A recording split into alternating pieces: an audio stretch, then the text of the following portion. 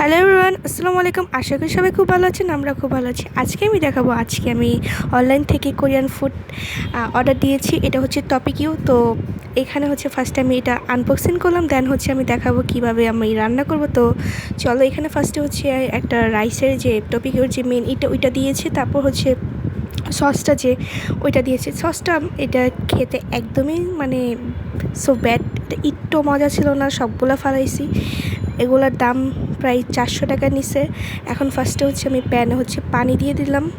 2 mug পানি দিতে হবে মেবি। তো এখানে আমি 1.5 মগ দিয়েছি পানি। তারপর হচ্ছে এখানে পানি বলক আসার পর্যন্ত হচ্ছে এই যে পাউডারটা মরিচের ওইটা দিয়ে দিলাম। এটা মানে দেখতে যতটা লাল ছিল বাট খেতে সো একদমই মজা ছিল না। আর ঝাল তো একটুও ছিল না, এটার ঝাল একটুও ছিল না। এখন এই যে বলক আসা পর্যন্ত এখন হচ্ছে যে টপিকের মেন এটা হচ্ছে আমি দিয়ে দিলাম।